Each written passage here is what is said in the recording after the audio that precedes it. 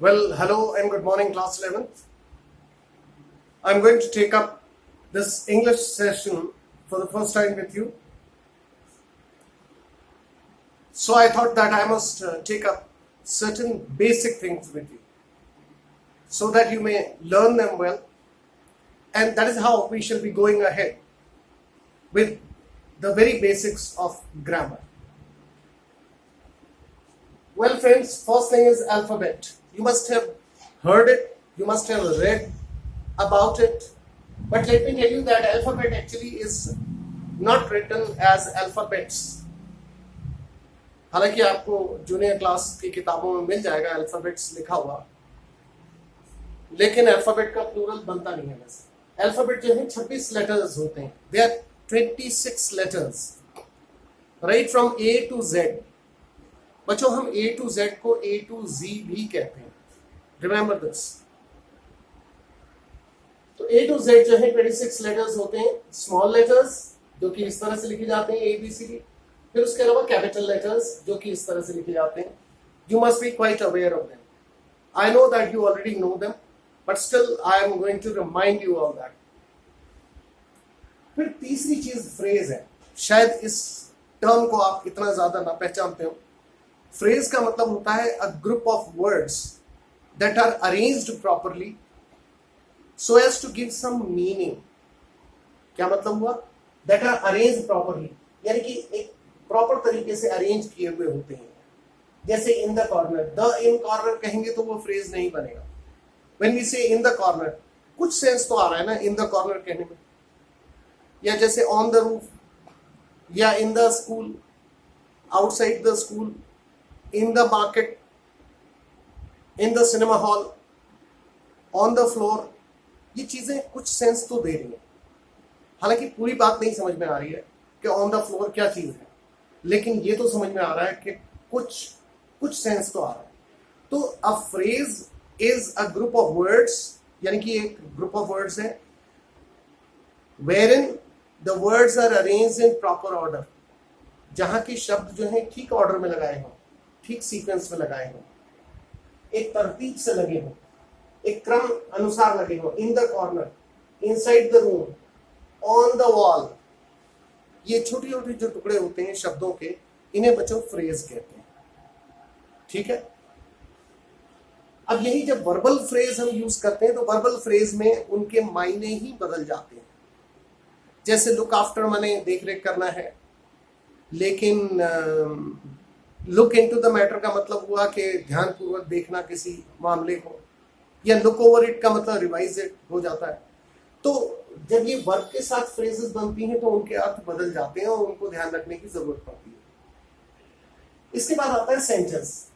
Now what is a sentence? मैंने कहा phrase जो है it gives some meaning but not complete meaning, लेकिन this does not happen in the sense of sentence. Sentence is also a group of words that are arranged in proper order. They are also arranged in proper order.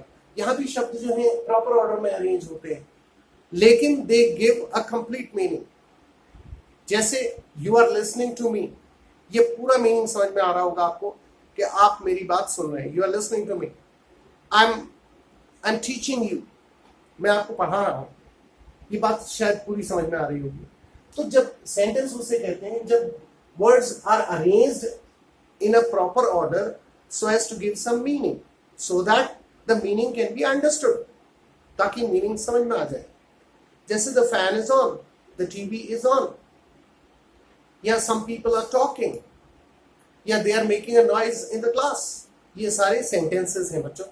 ये group of words हैं जो कि arrange किए हुए proper order में और पूरा meaning देते हैं, उन्हीं को हम सेंटेंस कहते हैं।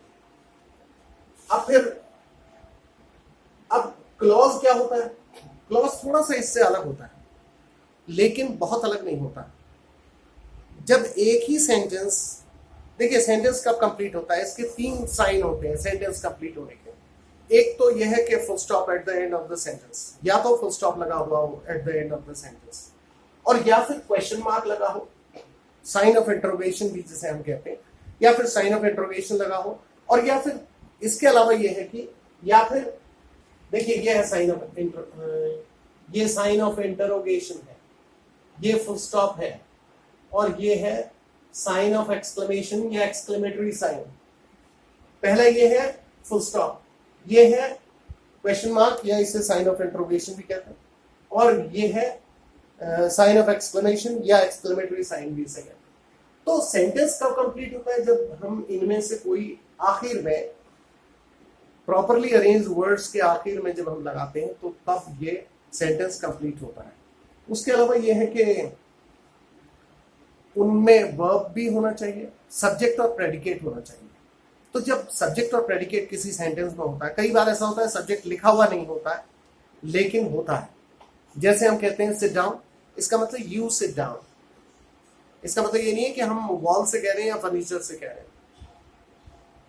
Shut up means you shut up, या ऐसे ही गो देयर का मतलब यू गो देयर, यानी कि सब्जेक्ट होता है। तो सब्जेक्ट और प्रेडिकेट जब होते हैं, जैसे यू आर वॉचिंग टीवी, यहां पर यू सब्जेक्ट है, आर वॉचिंग टीवी ये प्रेडिकेट है। प्रेडिकेट मतलब कुछ कहना किसी चीज के बारे में, टू से समथिंग, ठीक है। तो ये हो गया सेंटेंस। लेकिन अगर हम यहां फुल स्टॉप न लगाकर इसको और आगे बढ़ाते हैं, and drinking tea, you are watching TV and drinking tea, तो ये दो सेंटेंसेस नहीं है बच्चों, क्योंकि हमने एंड से इस सेंटेंस को जोड़ दिया, दूसरा सेंटेंस लगा दिया इसमें, and drinking tea. Drinking tea का मतलब हो गया and you are drinking tea. हालांकि हमने यू आर नहीं बोला, पर फिर भी उसमें मौजूद है यू आर ऑल्सो। तो इसमें यू सब्जेक्ट हो गया और आर ड्रिंकिंग जो है ये प्रेडिकेट हो गया। यानी कि जब भी एक सेंटेंस के अंदर ही, जब एक सेंटेंस के अंदर ही दो सेंटेंस हो, उन्हें दो सेंटेंस ना कह के उन्हें दो क्लॉजेस कहते हैं।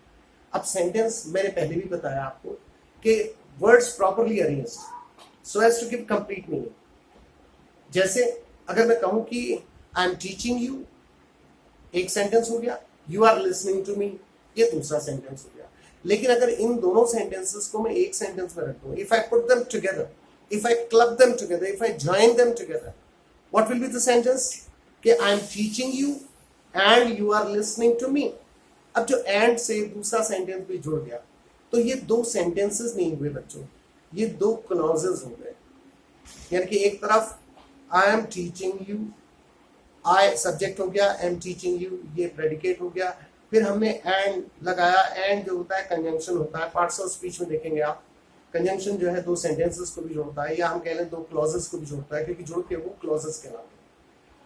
तो इस तरह से दो clauses, two clauses become one sentence. क्यों? क्योंकि सेंटेंस के एंड में फुल स्टॉप होता है। ऐसा कहने में हम जब एंड लिखते हैं तो इसमें हमें इससे पहले फुल स्टॉप लगाने की जरूरत नहीं है। Instead we are joining two sentences and that is what is called two clauses. I hope you must have understood this.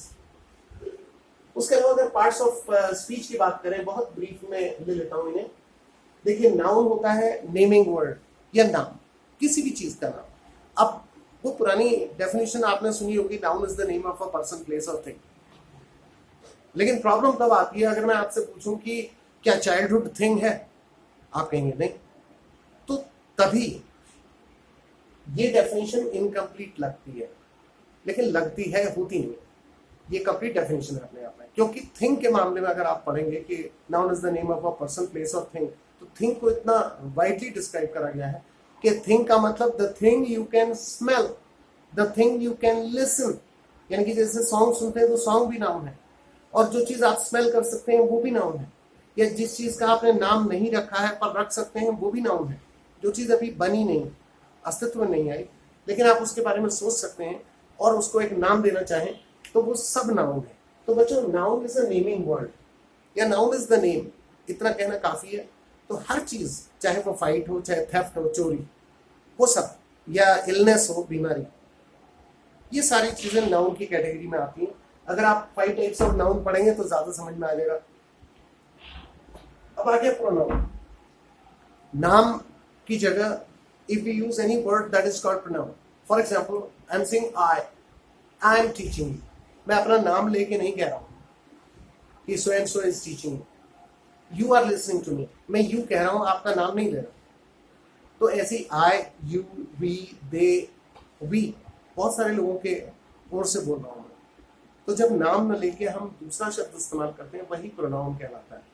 इसमें आ जाते हैं I, we, you, they plus he, she, it, ये सारे प्रोनाउंस। ही हम किसी व्यक्ति के लिए कहते हैं, उसका नाम ना लेना चाहें तो हम कहेंगे ही। ऐसे ही अगर किसी लेडी या गर्ल के लिए हम शी कहते हैं, ऐसे ही इट कहते हैं बेजानदार चीजों के लिए या स्मॉलर एनिमल्स के लिए। एनीवेज, तो ये हो जाता है आपका प्रोनाउन। फिर आ जाता है verb. Verb is an action word और a doing word. Action word या डूइंग वर्ड है वर्ब। जैसे I am writing, writing, I am talking, talking, I am teaching, you are listening, you are watching TV, you are walking in the market, you are wandering in the hills, wandering। तो ये सब जो है ये verbs होते हैं। और ये सबसे इंपॉर्टेंट होता है, ये शब्द भी जो है वर्बम से आया है, लैटिन वर्ड है वर्बम, तो उसका मतलब होता है द वर्ड। यानी कि ये सबसे इंपॉर्टेंट वर्ड होता है पार्ट्स ऑफ स्पीच में। 8 पार्ट्स ऑफ स्पीच होते हैं, noun, pronoun, verb, adjective, adverb, preposition, conjunction और इंटरजेक्शन। ये था वर्ब। एडजेक्टिव, बच्चों एडजेक्टिव जो है it add something to the meaning of a noun. ये ऐड करता है कुछ मीनिंग ऑफ अ नाउन। इसको सिर्फ उस हिंदी के विशेषण के तौर पे मत लीजिएगा, क्योंकि वो तो कहते हैं कि विशेषण संज्ञा और सर्वनाम की विशेषता बतलाता है, but it is not only like that. अगर you might get confused by saying कि विशेषता बताना, तो it is not about quality only, it tells about quality, quantity and number. अब quality also may be good और bad.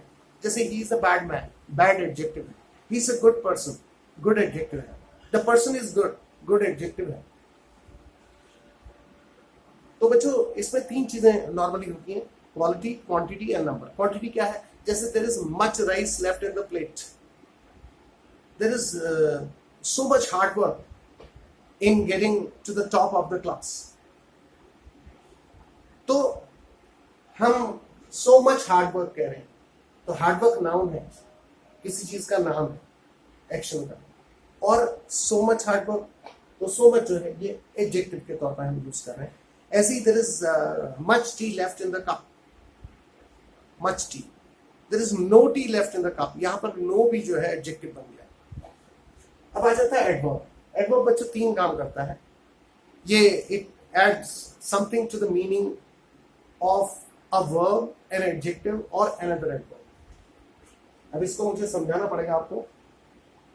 इसमें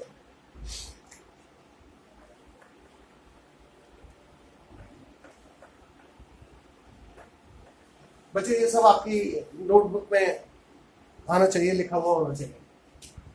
देखिए adverb के 3 फंक्शंस हैं। एडवर्ब के 3 फंक्शंस क्या हैं कि ये तो इट एड्स या मॉडिफाइज, हम कहते हैं मॉडिफाइज। मॉडिफाइज का मतलब एड्स ही होता है। Modifies to a verb, an adjective and another adverb. ये काम करता है कि ये मॉडिफाई करता है वर्ब को, एडजेक्टिव को और अनदर एडवर्ब को। देखिए पहले मैं वर्ब को दिखा रहा हूं। ही स्पीक्स फ्लुएंटली, तो स्पीक्स हाउ यानी कि मैनर बता रहा है, in what manner he speaks fluently. तो ये यहाँ पे वर्ब को मॉडिफाई कर रहा है, ये वर्ब है, इसको मॉडिफाई कर रहा है, ये एडवर्ब हो गया। ऐसे फिर दूसरा है, जैसे मैंने कहा कि गुड बैड ये जो है एडजेक्टिव्स हैं। तो गुड बैड एडजेक्टिव्स हैं, तो जैसे he is a good boy अगर हम कहें, ही इज अ गुड बॉय, यानी कि बॉय तो हो गया नाउन, ये एडजेक्टिव है, एडजेक्टिव। अगर इसमें ऐड करना चाहें तो ये हो जाएगा ही is a very good boy, यानी कि हमने एडजेक्टिव में कुछ मॉडिफाई कर दिया तो वो हो गया वेरी, तो ये एडवर्ब हो गया। अब दूसरा इसी तरह से इसमें देखिए वर्ब में अगर हम चाहें तो इन दोनों एडवर्ब में एक एडवर्ब और लगा सकते हैं। जैसे ही स्पीक्स फ्लुएंटली, हमने कह दिया he speaks very fluently. This very is modifying another adverb। adverb तो already था इसमें, लेकिन it is still modifying another adverb। ऐसे ही यहाँ पे he is a very good boy, हमने कह दिया very adverb हो गया, फिर he is a very very good boy, यानी कि double adverb also we use। I hope it is enough for today, and in the next session first we should be talking about preposition, conjunction and interjection, and then we shall be continuing with the lesson. Thank you and have a nice day.